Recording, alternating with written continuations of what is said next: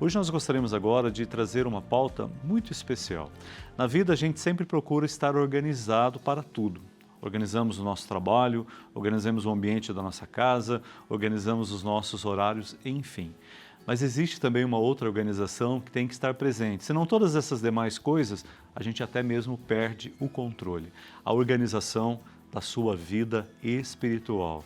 E de maneira especial, a organização da vida espiritual na vida da juventude. Como o jovem traz os seus valores cristãos, a sua fé, como luz que ilumina o seu caminho, ilumina os seus sonhos e dá razão à sua esperança. E para falar desta organização espiritual da nossa vida no dia a dia, a gente acolhe com muito carinho aqui no Bênção da Manhã o padre William José Fernandes. Ele é vigário paroquial da paróquia Nossa Senhora das Graças, aqui na cidade de Lorena. Padre William, bom dia, bem-vindo ao Bênção da Manhã. Mais uma vez, gratidão por estar conosco. Bom dia, padre. É uma alegria para mim também estar aqui e poder falar desse tema tão importante. Como poderíamos dizer que o jovem pode começar a organizar a sua vida espiritual?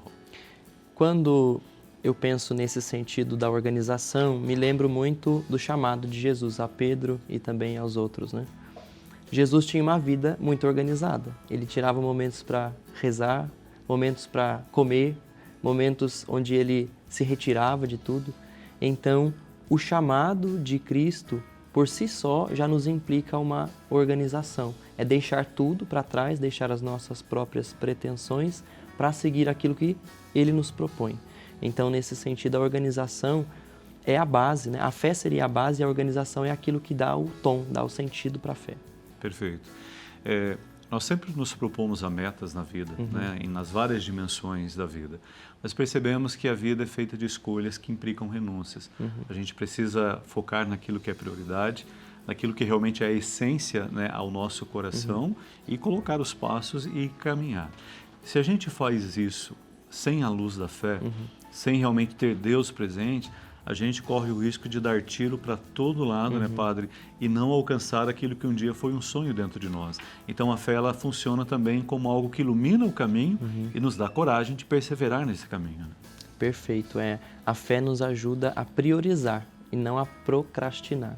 Quem não tem metas e não tem, quem não tem uma meta acaba atirando para todo lado, E não consegue escolher aquilo que é mais importante, priorizar as ações, Por isso que muitas vezes a oração na vida de muitas pessoas, e às vezes até na nossa vida, se torna um anexo. Deus se torna como que um acessório que eu uso quando eu preciso, Na verdade, não. Se eu coloco a fé como a base da minha vida, se eu coloco a minha caminhada com Jesus como uma amizade, como o Papa Leão tem lembrado, também faz parte, é meu lema de ordenação sacerdotal, João 15:15, se eu coloco a meta da minha vida como ter uma amizade com Cristo, isso muda todas as minhas escolhas.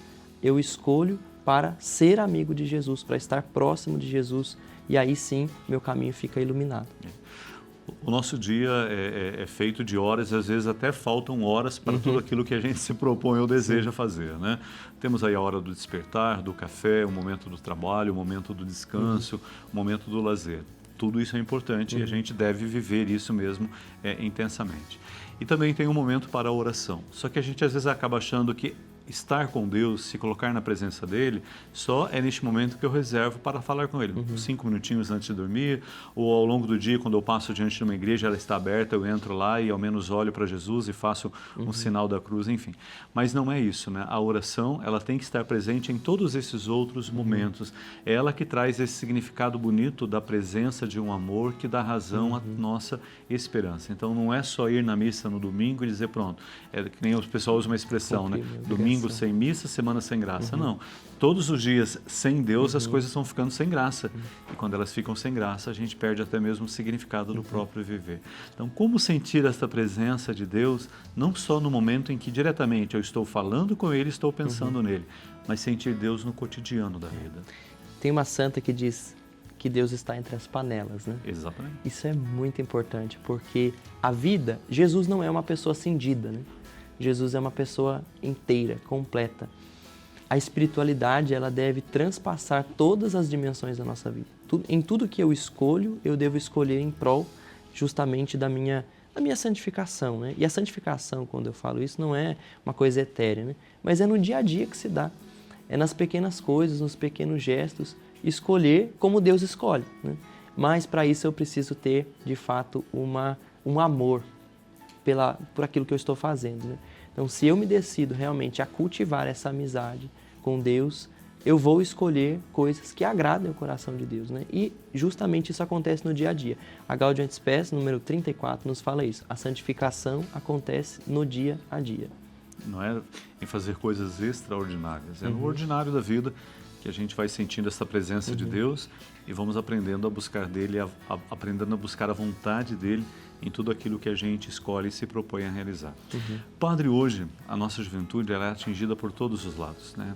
São tantas seduções, são tantas coisas que as atraem. As redes sociais é um universo onde o jovem pode se perder, né?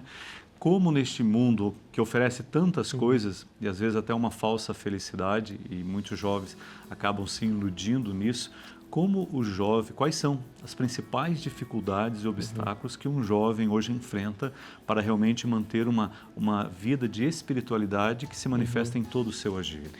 Eu vou citar 3 coisas, mas eu acredito que isso vale para todos nós, não só para os jovens. Sim. Em primeiro lugar, o excesso de estímulos. Nós estamos a todo tempo expostos a estímulos excessivos, né? As telas de celulares, os vídeos curtos, tudo isso acabou com a nossa atenção. Então, a gente não consegue se manter por muito tempo prestando atenção em alguma coisa. E a oração exige atenção, a meditação exige atenção, né? Então, é muito fácil a pessoa, às vezes, estar dentro da igreja, estar na missa, mas não estar na missa. O celular está na mão Tá e ela está mais fora. Exatamente. Então, isso é muito fácil de acontecer. Outra coisa que nos atrapalha muito é a falta do silêncio, e não só do silêncio externo, mas do silêncio interior, aquelas alocuções, né? A gente se deita para dormir e fica pensando em 1000 coisas que tem que fazer, que deixou de fazer. Então, silenciar interiormente é muito importante nesse sentido. E para os jovens, de modo especial, eu acho que a tomada de decisões definitivas é algo muito difícil. Sim. Diante de tantas portas, de tantas portas abertas, tantas opções, é muito difícil tomar uma decisão definitiva, né? Não é claro que isso tenha que trazer um peso de maneira nenhuma, mas no dia a dia, né, nós temos que tomar decisões que caminham para a eternidade nesse sentido, né? Perfeito, né? Você fala mesmo da juventude, hoje vive o momento, né? Vive o momento sem se lançar muito no amanhã, né? O que eu estou construindo a cada dia da minha vida? Parece que tudo se torna muito relativo, né? É um oba-oba, vamos viver o que dá para viver hoje e amanhã a gente vê o que faz. Mas a nossa vida ela precisa ter um planejamento, a gente precisa saber para onde estamos indo, para saber também quem está nos conduzindo. E é o tempo que a gente dedica para estar na presença de Deus, escutá-lo e renovar este amor dele em nosso coração, que vai trazer significado a todos os outros tempos em que a gente também precisa dedicar nossa atenção. Se a gente não tem Deus em tudo, se não existe uma fé que nos move, os outros tempos podem se tornar vazios também, totalmente infrutíferos, né? Sim. Me lembro do evangelho, um dos evangelhos da semana passada, né? A semente cresce noite e dia, na adversidade e na prosperidade, né? Quem tem metas acaba entendendo que, de fato, mesmo na tristeza, na dor, nos momentos de dificuldade, quando as coisas não saem do jeito que a gente quer, está acontecendo o crescimento, né? E a organização pessoal, espiritual, isso vale para todos os tipos de organização. O senhor como religioso, eu como padre diocesano, a gente sabe disso, eu já vivi também no seminário, né? Isso nos torna muito humildes, porque faz com que a gente tenha que obedecer mesmo. Então, é um cronograma que eu fiz e eu tenho que obedecer o meu cronograma. Eu me dobro aquilo que, né? Então, assim, nesse sentido, nos torna mais humildes também e mais humanos, né? Porque colocar metas não significa fazer tudo com perfeição.